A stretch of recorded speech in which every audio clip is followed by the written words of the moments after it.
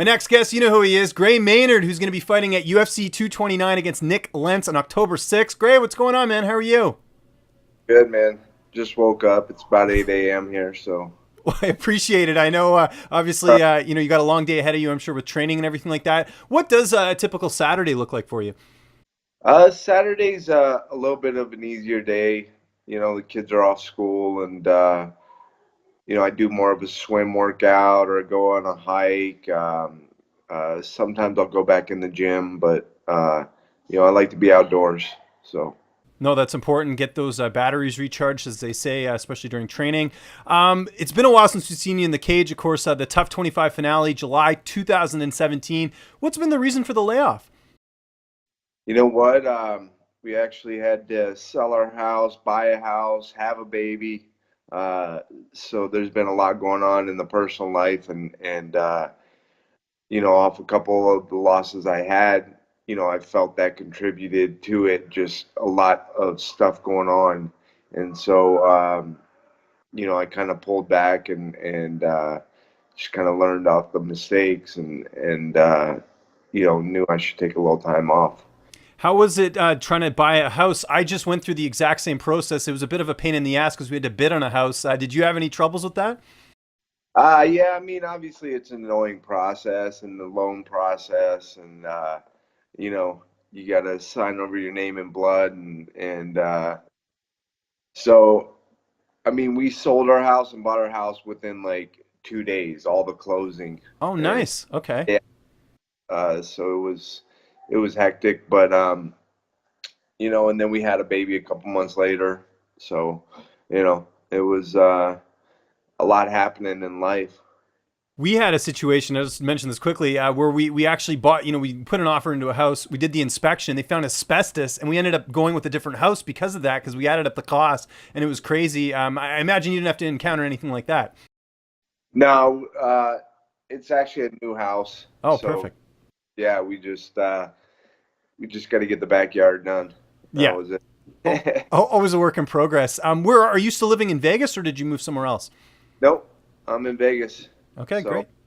yeah, it's my home. I grew up here, you know, a lot of my life. So I'm back, and this is where my training is, and this is where everybody is.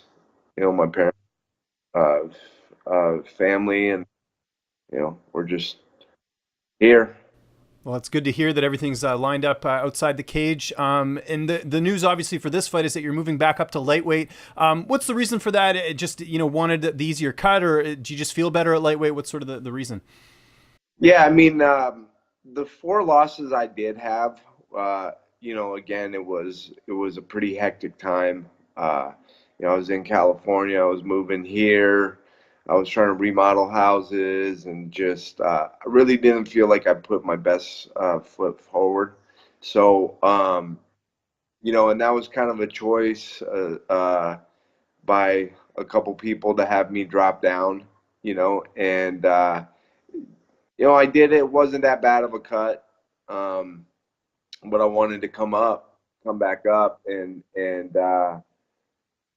beat some people just because I feel like I can still compete at the top, at 55 or drop down, either one. So after the year layoff, I put on a little weight, kept in the gym the whole year, but just not able to get down the weight, a couple times.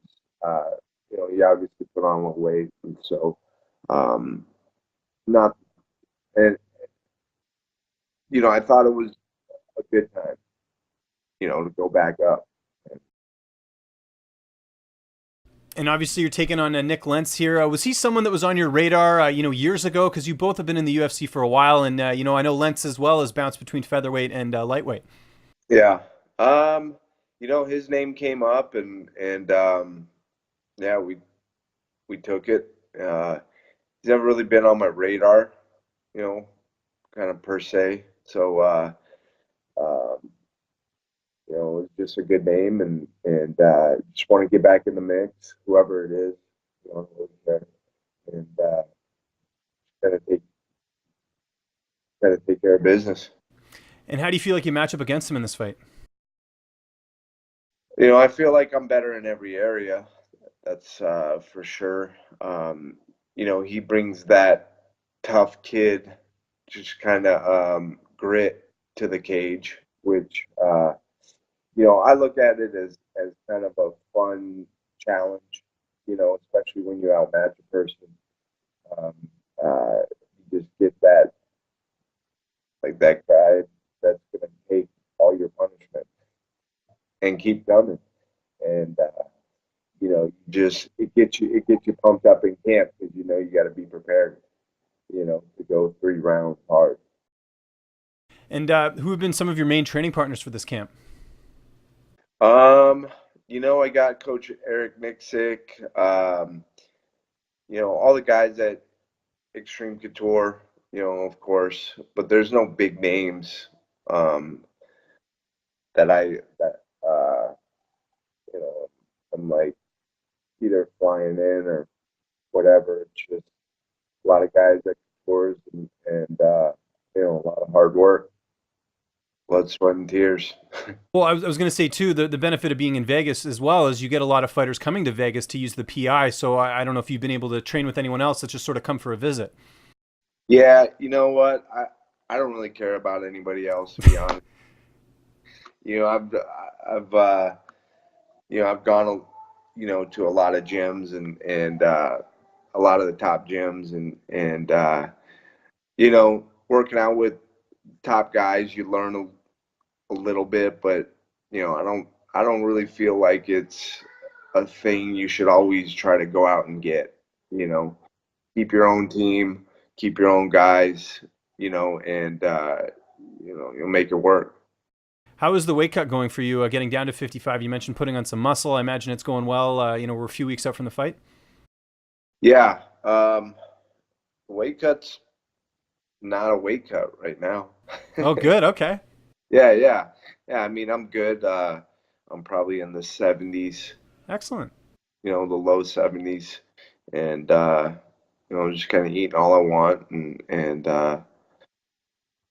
just kind of hitting the weight still, training hard. It comes off, and then the last week, um, you know, just doing it so many times, like I know not to stress about it. Just keep to the plan, you keep to the diet, keep to the training schedule, and it'll be off, on the week of, and then that last day is always a little bit of a challenge, but is what it is. Who's going to be in your corner for this fight? Eric Nixick, and then a couple training partners. Nice. Okay, that's good. And how do you see this fight playing out on October 6th? It could go a couple different ways. It's just how long he wants, to take the punishment for. Um, I just really feel like I outmatch him, and I got a great camp going on, and it's just it's all geared towards me and just me getting better at me. It's not about Nik Lentz. So, however long he wants to stay in there and just get beat up. Obviously, you're getting up there in age like the rest of us, 39 years old. Realistically, how much longer do you see yourself fighting, or do you just take it fight to fight? You know what? I just kind of take it day by day. I still feel great. Like all my testing is real high. I do my blood work, and a lot of people are just like, "Wow, this is crazy," So the only thing that's really changed up is my training, just how calculated I am and how smart I am about every second I'm in the gym, and it's just it's gotten easier, to train, but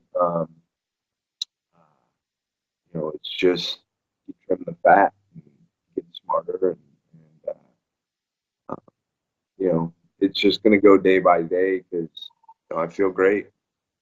That's good to hear, man. And we're looking forward to your return. It's coming up here October 6th. It is UFC 229. Gray, it was great getting a chance to talk to you, man. Just remind people where they can find you on social media. And if you have any sponsors or shout outs, the floor is yours. Yeah. Uh, Social media, I keep it pretty tough. It's Gray Maynard, pretty much at Gray Maynard on everything. Um, American Ethanol. I mean, that's about it. What's up, fight fans? If you like this video, be sure to subscribe to see even more interviews with your favorite UFC and Bellator fighters. We've also got coverage at events, including post-fight press conferences and media scrums. And if you like this video, check out the video to my right. It's worth your time.